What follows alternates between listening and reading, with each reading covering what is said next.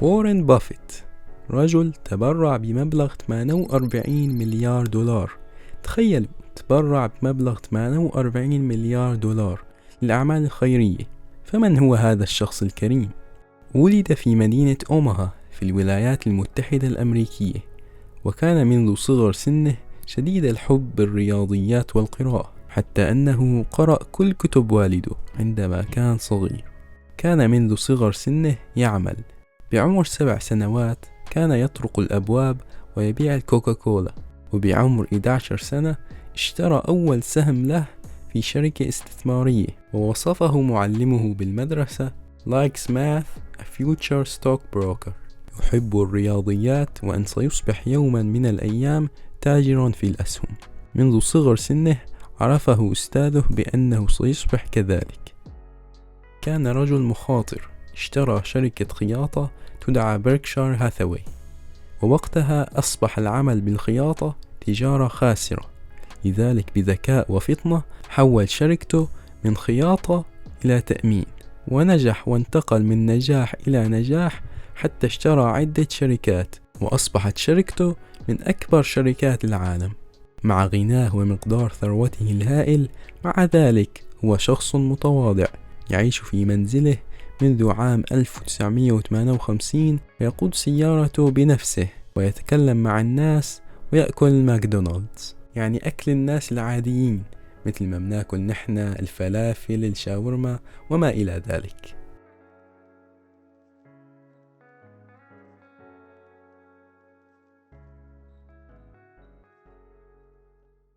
You're arguably the most interviewed CEO in history. Is it your ability to communicate that comes from instinct, or is it something you've learned over the years?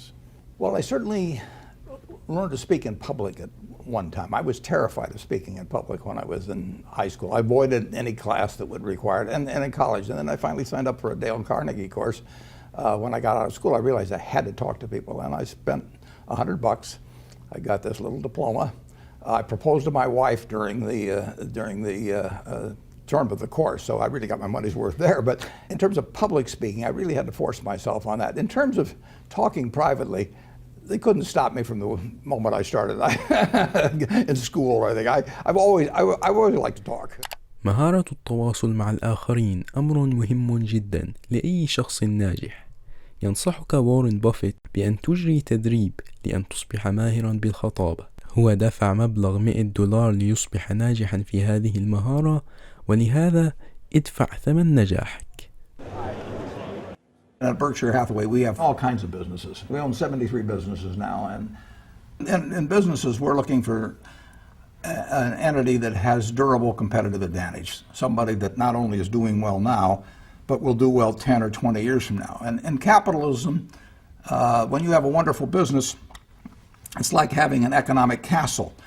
And the nature of capitalism is that people want to come in and take your castle. It's perfectly understandable. I mean, if I'm selling television sets or something, there's going to be 10 other people that are going to try and sell a better television set. If I have a restaurant here in Omaha, people are going to try and copy my menu and give more parking and take my chef and so on. So capitalism's all about somebody coming and trying to take the castle.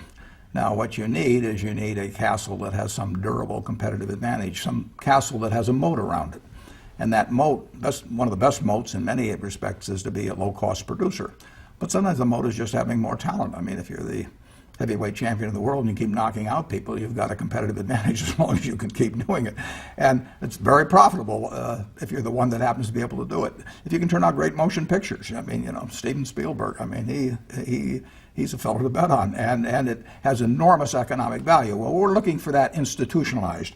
We're not looking for the best brain surgeon in town. We're looking for the Mayo Clinic.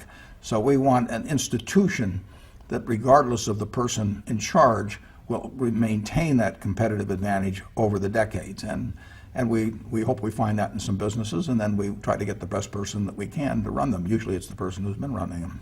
Are you always right, or do you make mistakes? No, we make mistakes. It wouldn't be any fun if we didn't make mistakes.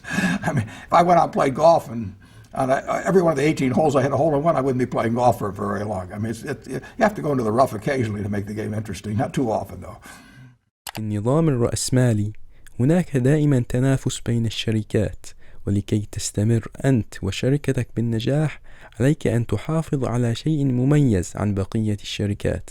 عليك أن تدعم نفسك وشركتك بشكل دائم، وإلا فإن الشركات الأخرى سوف تنافسك وتأخذ زبائنك. I just read and read and read. I probably read 5 to 6 hours a day. I don't read as fast now as when I was younger, but I read 5 daily newspapers. I read a fair number of magazines. I read 10Ks. I read annual reports, and I read a lot of other things too. So I've always enjoyed reading. I love reading biographies, for example. They did ask that we might start off with talking about sort of what got us here, and it's pretty simple in my case. It's not IQ. I'm sure you'll all be glad to hear that. But everybody in this room has more IQ than they need to do my job. The big thing is rationality. And in other words, you know, I always look at IQ and talent as sort of representing the horsepower of the motor, but then in terms of the output, the efficiency with which the motor works, that depends on rationality, because a lot of people start out with 400 horsepower motors and get 100 horsepower of output, and it's way better to have a 200 horsepower motor and get it all into output. And so why do smart people do things that interfere with really getting the output they're entitled to? And it gets into habits, into character, into temperament, and it really gets into behaving in a rational manner. It's not getting in your own way. As I say, everybody here has the ability absolutely to do anything I do and much beyond. And some of you will, and some of you won't. But it will. The ones that won't, it will be because you get in your own way. It won't because the world doesn't allow you to. It will be because you don't allow yourself to. الذكاء لا يكفي للنجاح. قد يكون هناك أشخاص أذكياء جدا ومع ذلك ليسوا بناجحين.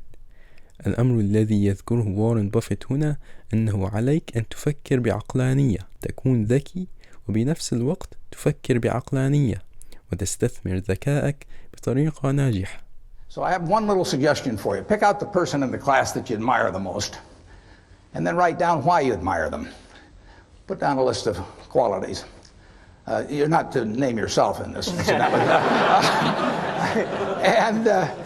And then put down the one that frankly you could stand the least in the whole group, and put down the qualities that turn you off in that person. And look at that list, and you won't find it's a bunch of things like throwing a football 70 yards or anything of the sort. The qualities of the first one that you admire are qualities that you, with a little practice, can make your own, and which, if practiced, will become habit forming. The chains of habit are too light to be felt until they're too heavy to be broken. I mean, my age, I can't change any of my habits. I mean, I'm stuck. But at your age, you will have the habits 20 years from now that you decide to put into practice today. So I just suggest that you look at the habits you admire in others, or the behavior you admire in others, and make those your own habits, and you look at what you really find somewhat reprehensible in others, and just decide, those are things you're not going to do. I think if you tell me who your heroes are, I can tell you how you're going to turn out to quite an extent by this point in life. And I have been extraordinarily lucky in that none of my heroes ever let me down. I mean, the ones I came up with throughout their lives, I've never felt that I've been let down in any way with it. Number one was my dad, and had a huge impression on me.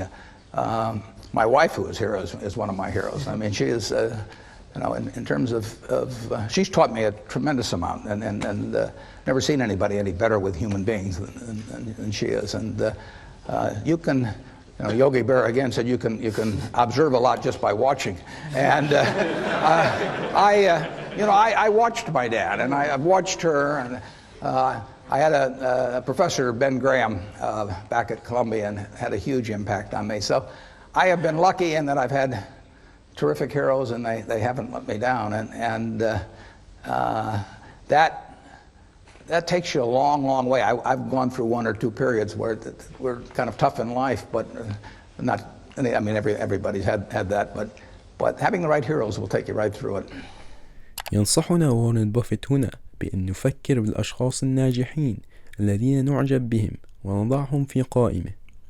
وتفكر ما هي الصفات والمميزات التي تعجبك فيهم وتكتبها، وتحاول مع الوقت أن تقلدهم. وهذا التقليد مع الوقت سيصبح عادة، وبالتالي سيصبح جزء من كيانك. ولكن عليك أن تختار بعناية من هم الأشخاص الذين تعدهم مثال لك يقتدى به. Well, I send a message to their managers. Those 330,000 people work for maybe 70 or so CEOs and in turn work for me. So my job is to have those 70 CEOs sending out the right message. So every 2 years, I write them a very simple letter. It's a page and a half. I don't believe in 200-page manuals, because if you put out a 200-page manual, everybody's looking for loopholes, basically. But page and a half, it's very hard for them to argue about what I'm talking about. So I tell them, that my reputation, Berkshire's reputation, is in their hands. And not only, and we've got all the money we need. We'd like to make more money, but we got all the money we need. We don't have an ounce of reputation beyond what we need, and we can't afford to lose it. So we never will trade reputation away for money. دائما السمعة تفضل على المال. السمعة إذا خسرتها خسرت الشركة. إذا خسرت المال سوف تستعيده، لكن السمعة إياك ثم إياك. السمعة أهم من أي شيء آخر. حافظ على سمعتك وسمعة شركتك، وإياك أن تبيعها بالمال.